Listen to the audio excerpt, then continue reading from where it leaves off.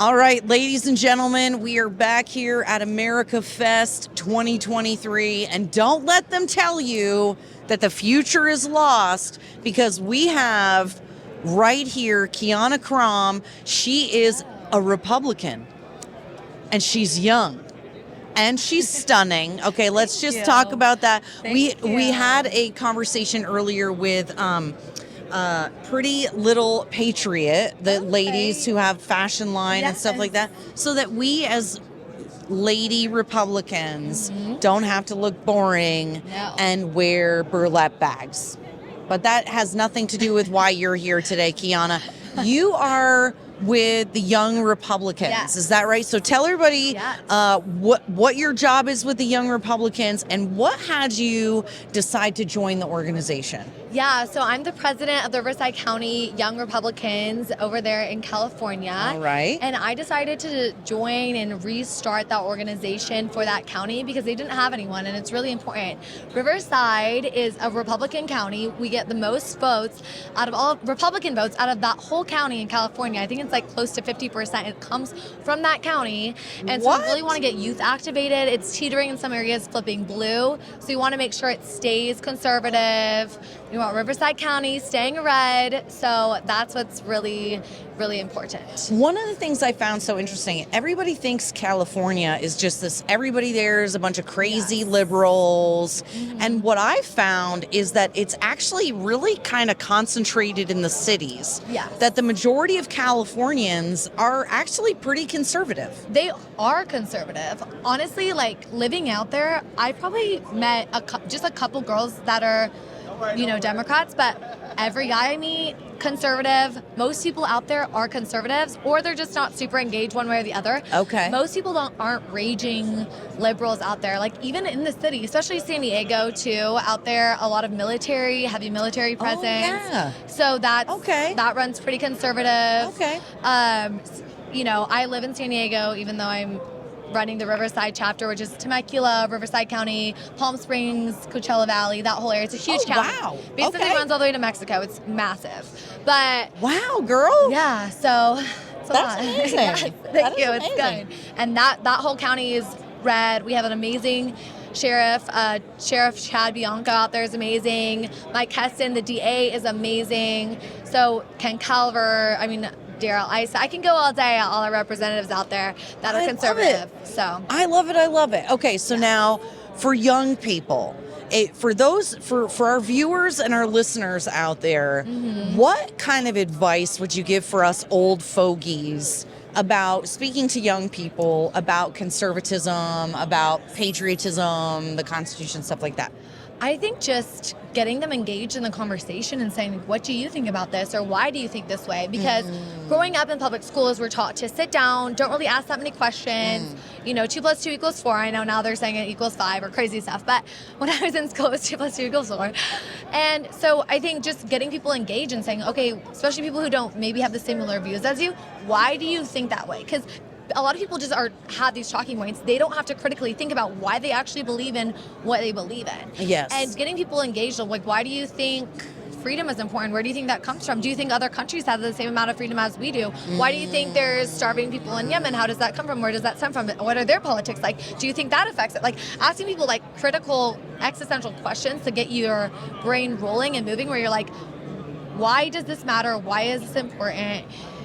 Telling them about other regimes and things that have happened in other countries, and having people really understand like where the bedroot of our nation and the foundation is from. And I think a lot of young people don't know. I mean, like in school too, it wasn't a lot of discourse and conversation. It was checking the Scantron. Yes, exactly. So, not interrogating those beliefs, interrogating those systems, which is one of the things. I think you touched on something super important, which is human beings have a tendency, we have a tendency to want to put people in boxes, right? So if I can just put you in a box and label you, then I don't have to think about you or what you're doing, and I don't have to worry about it or engage in anything. But really what it takes to persuade people or to get them engaged is to actually act like you care. to actually let them know that you care what they think. Yes. Right? And really interrogating those belief systems, interrogating that those base levels, right, that people try to just set us on. Yeah, absolutely. And so how do you feel as a young person? So you'd probably consider Gen Z?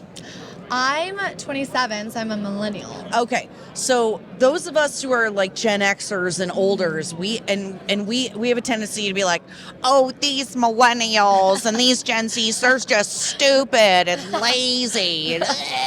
So, like, what is it like to hear us old fogies talk about your generation like that? I think for me, I mean, a lot of times I agree with it. Like, so I'm like, oh yeah, like totally get it, because it's kind of true in some aspects. Okay. Like, I mean, a lot of our generation, we were coddled, right? We were given everything that we want. We don't have to work for really a lot of what we're given. We're the spoiled generation. Okay. Because the prosperity of America was really happening during the boomers, Gen X, that generation. So as children, you know, we just wanted a soft, cuddled, safe life where you don't have to fight for anything, you don't have to work for anything. So when hard times come and there's moments where you need to be resilient, you don't have that fight in you. You also don't have those critical thinking skills. We live the soft, cushy life. Oh, okay, we're gonna play on the iPad or watch movies and, you know, do these things. And instead it wasn't. I think there's a lot of our generation that are really sucked into like TV and the next show and video games and pop culture and things. And I'm like, distractions. Just so many distractions. I'm like, when's the last time you read a book? You know? When was the last time you touched grass? Yeah, I'm like, please take your shoes off and go for a walk in grass, please, for the sake of everyone. It's so fascinating. You know, even what you just asked, which was when was the last time you read a book? I mean, nowadays, I barely pick up a book myself. I'm listening to it on Audible, or, you know, I'm looking for audio because I'm so busy and I got to run around and do things. But there is such a value in the sitting down. Yes. Calming down, focusing, right? These are the things that actually, like training and taking control of your mind is how we really get to grow and deepen our relationship with God or get inspiration and things like that. So if you could give one piece of advice to the other folks in your generation, maybe some people who are, you know, feel left out of the conversation, maybe they're conservative or they're just not crazy left. Yeah. What advice would you give them, you know, about life, about moving forward, or what they should do? I would say the number one thing is to get plugged in and to get connected to like-minded people. And it doesn't need to be even about politics, whether it's joining a running club or like beach volleyball. I'm saying all my like San Diego things that I do. I'm like, wait, or, you know, whatever it is. Whatever like your thing is. You know, joining a gym, obviously joining conservative organizations like Turning Point, Young Republicans, things like that, being involved in the church. People think church is like something you go to on Sundays, you sit down and it's boring, you're lectured at for an hour and you leave. That's not true. The church has such a great community of people who love you and who care about you and see you as an individual that's created in God's image, and they want to connect with you. And the church has been such an amazing community for me, and just like such a great group of girls where we go and we do so many fun activities and things together. And all my friends who are married, they've met their spouses at church, and they're good quality men, the men that we all want. They're at church. Go there. Check it out.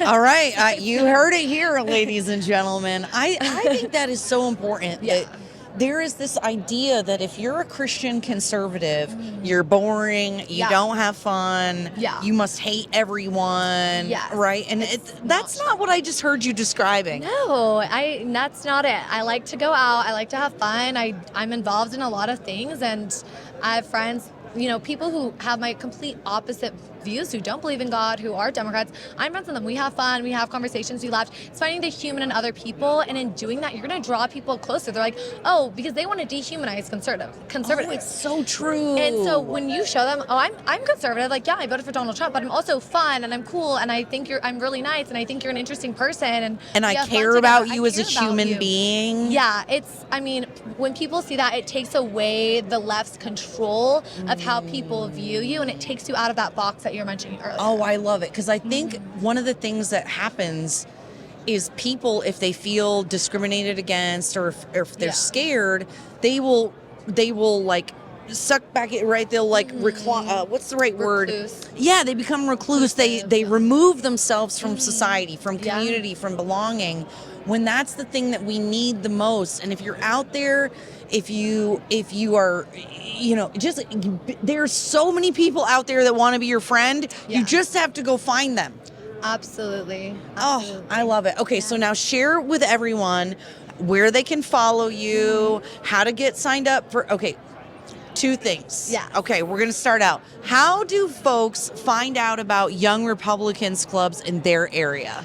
So there's so many different chapters all around. Just looking up Young Republicans and like maybe like the county that you're in, San Diego County, Riverside County. I mean, it's all over the United States. I'm just naming a few.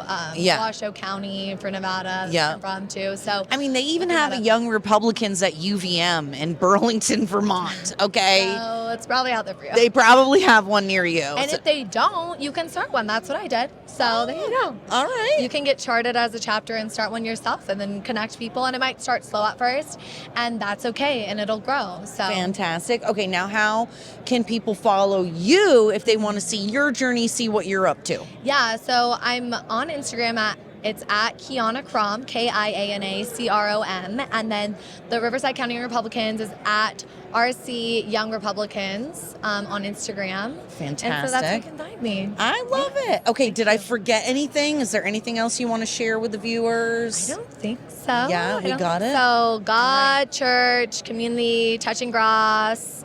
What else did we say? Reading books. There you go. Yeah. Slow down. Get a life. Okay. That's what you need to do. Go be with people. Yes. Lord help us. All right. Kiana, thank you so much. much. Thank you for the work that you do. Thank you so much. I appreciate it. And y'all get out there. Okay. Remember, hope is not lost. We've got young people. Yes. All right. All right. Bye, guys. Bye.